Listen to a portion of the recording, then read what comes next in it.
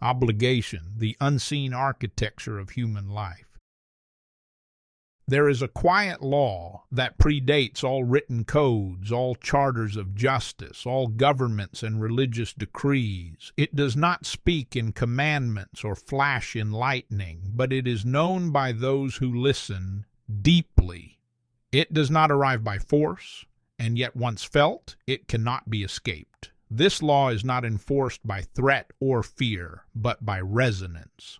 When obeyed, the soul vibrates. When ignored, the soul decays. This law is called obligation. Obligation is not the same as social duty, legal responsibility, or moral correctness. It is older than all of these. It is not imposed, it is revealed. It arises when something in the interior of a human being encounters something sacred or sees something necessary and recognizes that they have been claimed by it. The moment of recognition may be sudden or slow, but once seen, the bond forms, and once formed, the life changes. What obligation is not. It is important to clear away the debris that surrounds the word. Obligation is not obligation to perform. It is not obligation to succeed. It is not obligation to become some pre-approved version of a good person. It is not guilt. It is not social shame. It is not familial pressure. It is not the heavy sigh of, "I guess I should." It is not the posture of sacrifice for image or the theatrical humility of the professional martyr. These are misuses, disfigurations, costume versions of something real. The real thing is quieter, but it runs deeper than bone. The second birth of obligation. In the life of a person, the first true obligations often arise not by choice but by encounter. A glimpse, a moment of unbearable clarity, a child seen suffering, a forest standing like a cathedral, a stranger's voice telling the truth aloud for the first time. These moments carve openings in the soul, not for admiration but for assignment. Obligation is born when the heart is caught in the act of recognizing itself in the suffering or beauty of the world, not abstractly, but personally. A voice inside says, "This is mine to respond to." No one else may hear that voice. No one else may even understand why it matters. But the one who hears it cannot go back to sleep. This is not a matter of heroism. It is a matter of alignment. Some spend years trying to forget the moment of obligation. They bury it under career, routine, denial, but the imprint never fully fades. Even if the body forgets, the soul remembers. The soul is structured around the moment it was claimed, and if the moment is never answered, the soul begins to fold in on itself. The weight and the light.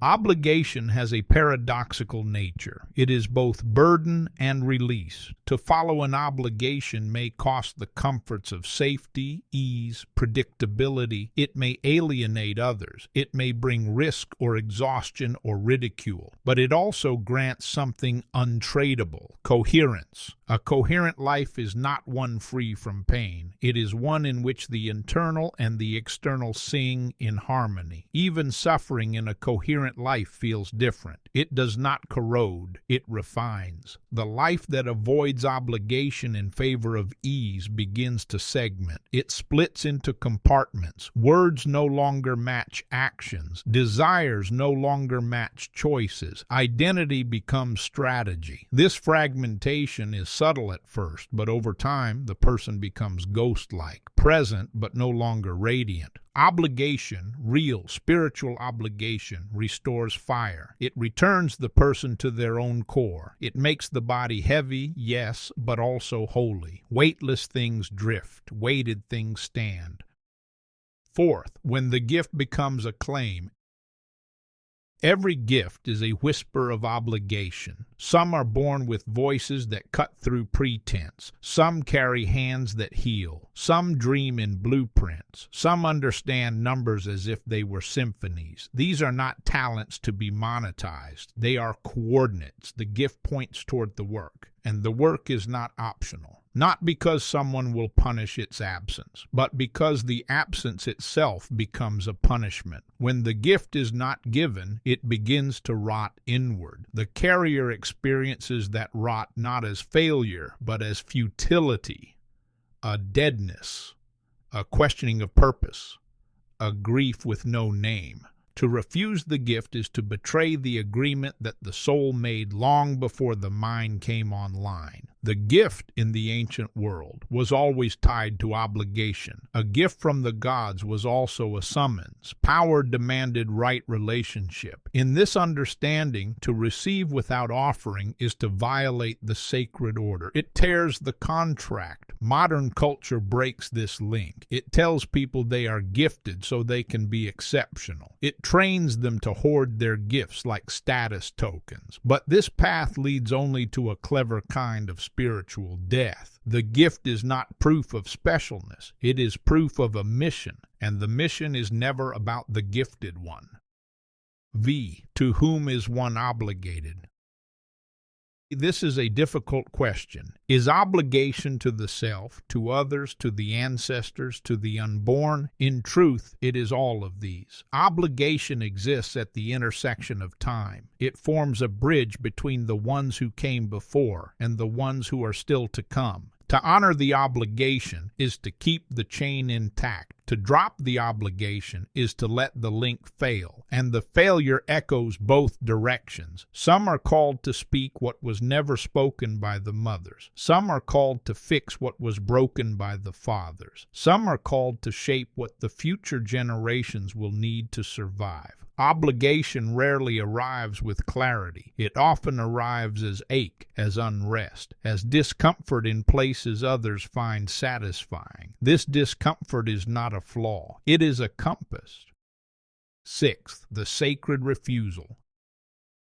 There is also an obligation to refuse. Some systems are built on lies. Some traditions are hollowed out. Some authorities are not to be obeyed. The soul knows when obligation has been hijacked, when false duty wears the costume of sacred work. To obey a lie is not noble. It is dangerous. It renders the person incapable of sensing real obligation when it finally appears. True obligation is never voiced in the language of control. It does not coerce. It does not threaten. It does not require subservience. It calls from the inside out. And sometimes the first act of obedience is to say no. No to the inherited path. No to the pre-assigned role. No to the so-called virtues that serve only power. The world has more than enough obedience. What it needs is fidelity. Fidelity to the truth that burns in silence. Fidelity to the presence that whispers this way, even when the map says otherwise.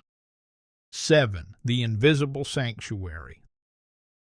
Those who live in alignment with their obligation begin to carry a presence. It is not charisma. It is not certainty. It is not perfection. It is weight, not heaviness. Weight, the sense that something has settled inside them, that they are not performing, that their words have passed through fire before reaching the tongue. These people are rare, but they are known by the way the atmosphere changes around them. They do not speak often, but when they do, people listen. They do not rush, but when they move, others find themselves following. They are not always liked, but they are respected, even by those who disagree. This weight is the residue of obligation. It is the scent of a soul that did not flee the calling. The 8th, the loss of the calling.